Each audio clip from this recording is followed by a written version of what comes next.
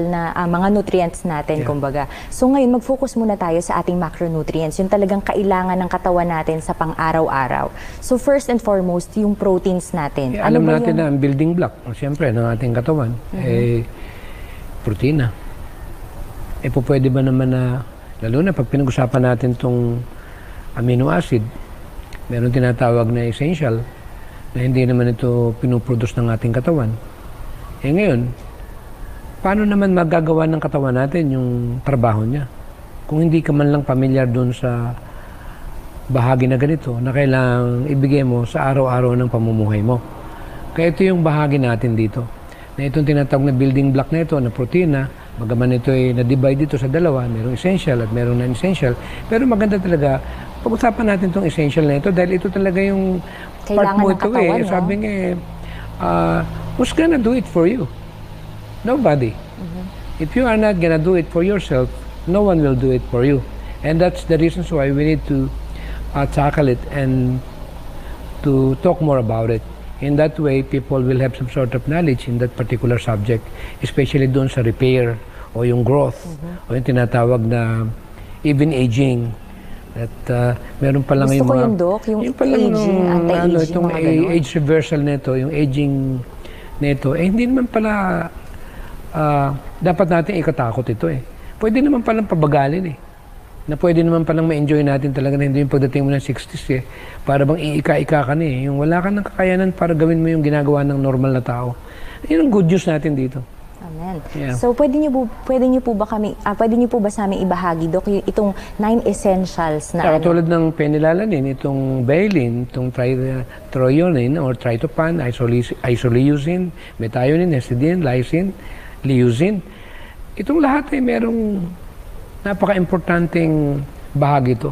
Kaya kung didiscusin natin, for example, sa una, yung penilalanin, ito nagre-regulate ng mood. At maganda sa brain. So, pwede ba naman na maging regulated ang mood mo? Kaya maraming mga babae moody Ang tawag dyan, weather lang. Dok, lang, Dok, andito po ako. Hindi karamihan, lalo na yung mga misis na. Okay. Lalo na yung nag-menopause. Ayan, wala pa pala ako doon. Yung sige, mga Dok. nag-menopause, moody yan. Pero hindi naman menopause, kulang sa penilalanin. Kaya pag tayo nagkaroon ng ganung uri ng idea tungkol dito, ay malalaman natin na kailangan pala natin i-considera ito. Kaya ito ginagamit ito para sa source ng energy at magkaroon tayo ng tinatawag na ganung stimulating effect sa ating katawan. And in that way, we will enjoy life, actually. Alam mo ba pag moody ka, magagalitin ka, bagsak ka dun sa dun sa here are the patience of the saint. Here are they that keeps the commandments of God and have the faith of Jesus. Meron talagang pagpipigil o temperance o yung patient. Ano bang sa Tagalog nga yung Pasensya. Pasensya. Siya mo kulang, matraffic lang, halos naiinis ka na. Totoo yan, Dok. Gusto ko din ibahagi, Dok, yung nasa James 1, verse 2 and 3. My brethren, count it all joy when you experience various trials. Yeah. For knowing this, the testing of your faith produces patience, di ba? So kung tayo ay merong pasensya sa ating mga ginagawa pang araw-araw, sa ating relationship sa ating mga kaibigan, kamag-anak, di ba? Iba yung pasensya. Alam mo, kaya nga maraming nagdi-divorce nagkakahiwalay Walang pasensya yung babae, wala rin pasensya yung lalaki. Kulang sa penilalanin. Totoo yan, Dok. Di ba laging away na lang? Nag-aaway, konting bagay lang, magtatalo lang, hindi magkaintindihan. Problema. Samantalang tayo mga Kristiyano na ibig ng Panginoon makadevelop tayo yung mapagpahinuhod, mapagpakumbaba. Hindi ka basta nagagalit, ina-applyan mo nung sukdulang pangunawa na ginagawa mo lahat yung bahagi mo para maipakita yung katulad ng pamamaraan ng ating Panginoon Kristo. So yun yung point na if we are not gonna get that kind of material, especially essential amino acid, I tell you, we are not gonna experience those kinds of quality living or life na kailangan nating maintindihan na ito yung bahagi ng pangkalusugan. Na kung pagka minsan sasabihin nila, walang kinalaman yan sa bayaya ng Panginoon. Biyaya nga ng Panginoon ng liwanag. Pwede ba namang ang liwanag na dumarating sa iyo, babaliwalain mo? Kaya nga kailangan nating lumalago tayo sa pang-araw-araw. Kaya habang pinag-aaralan ko ang writings si Mrs. White, na sabi, we must go higher and higher. Sabi si Spirit of Prophecy sa Councils on Diet. Higher and higher in what? Sa pagbabago ng pangkalusugan, yung health reform. Hindi pala ito yung conforme, nag-vegetarian ka nung araw, 10 years, 20 years ago, nasa transition period ka. na siyempre, iniiwan mo unti-unti yung karne, pinalitan mo ng tokwa, ng dilata, ng Vegemite. Dapat later on, unti-unting mawin mo rin yung sarili mo dun sa mga mamantika. Yung transition period, hindi puro transition period na lang. Kaya umabot na ako sa point na sabi ko sa sarili ko, vegetarian nga ako, pero hindi naman dapat ako na manatili na lang doon na puro na lang kakain pa ng processed food. Bibili pa ako ng mga dilata na may mga preservative pa yan. Kaya sabi ko sa miwes ko, iwasan na natin yung mga ganun kasi we are not getting younger. And we must go forward. That we should not look back. And that's the reasons why we need to have continuous information, continuous knowledge. Yeah.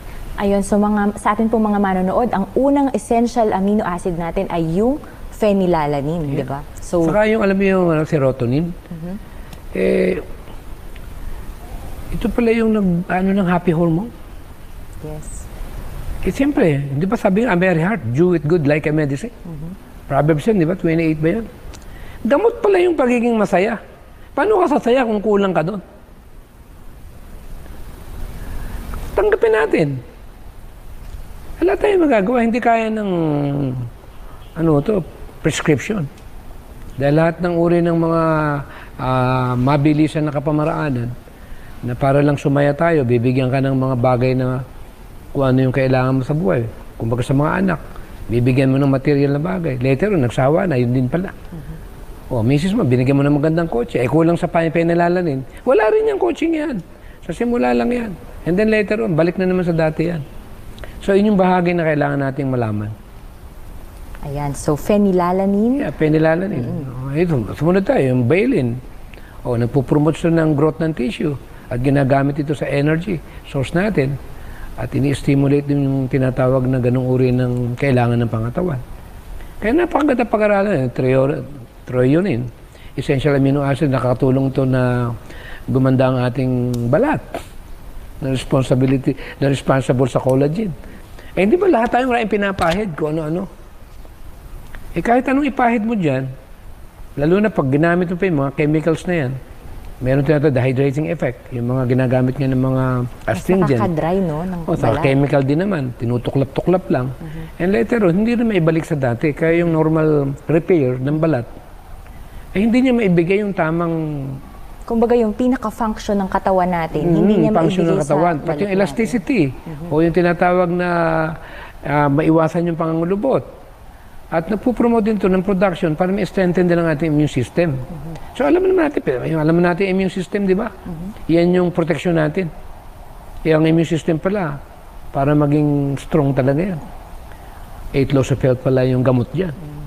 And in that way, number 1 na gamot sa ganitong uri ng problema ng immune system, alam mo ba yung pagtulog?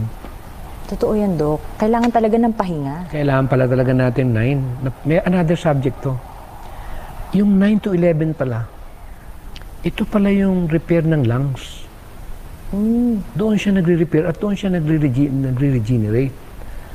At doon siya nagre-repair.